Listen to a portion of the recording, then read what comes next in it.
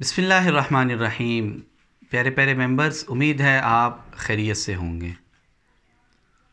پتھر دلوں کا علاج۔ موت ایک ایسی چیز ہے جو پتھر دلوں کا علاج کر دیتی ہے۔ اس موت کو کثرت سے یاد کیا کریں۔ اس موت کو ہمیشہ اپنے ذہنوں میں رکھا کریں، کیونکہ یہ پتھر دلوں کا علاج کرتی ہے۔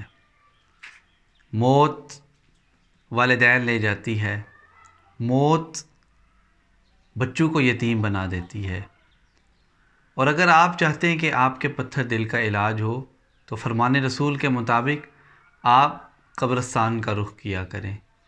قبروں کے اندر وہ لوگ پڑے ہوئے ہیں جو اپنے آپ کو شہنشاہ سمجھتے تھے، جن کے حکم کے بغیر کوئی پتا بھی نہیں تھا ہلتا ایک لحاظ سے، آج وہ بھی مٹی کے نیچے گئے ہوئے ہیں۔ یہ ہم نے صرف خبریں سنی نہیں ہیں، بلکہ ہم نے ان کو دیکھا ہے۔ اس حوالے سے نبی صلی اللہ علیہ وسلم کی حدیث کو سماعت فرمائیں۔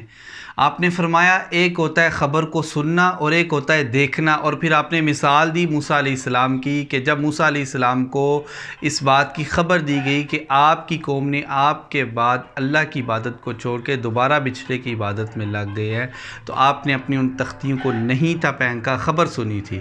لیکن جب موسیٰ علیہ السلام نے جا کر دیکھا کہ واقعتاً میری قوم اللہ کی عبادت کو چھوڑ کر بچھڑے کی عبادت کر رہی ہے، تو موسیٰ علیہ السلام نے غصے سے اپنی ان تختیوں کو پھینک دیا۔ بالکل اسی طرح ہم نے موت کی خبریں صرف سنی نہیں ہیں بلکہ ہم نے دیکھی ہیں۔ ہم نے موت کی خبریں سنی نہیں ہیں بلکہ ہم نے اپنے ہاتھوں سے اپنے عزیزوں کو کفن پہنایا ہے۔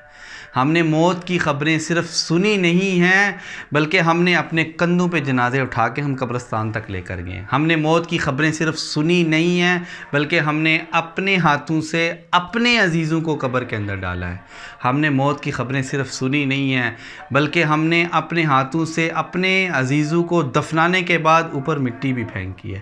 یہ ساری چیزیں پتھر دلوں کا علاج کرتی ہیں کہ زندگی کسی وقت بھی ختم ہو سکتی ہے، اس زندگی کا کسی وقت بھی خاتمہ ہو سکتا ہے، اور ہم اللہ تعالیٰ کے مہمان بن سکتے ہیں۔ یہ ہماری سوچ اور ہماری فکر کو بدل رہی ہے اور ہمیں آخرت کی فکر دے رہی ہے۔ اللہ تعالیٰ مجھے اور آپ کو زیادہ سے زیادہ نیک اور صالح اعمال کرنے کی توفیق عطا فرمائے۔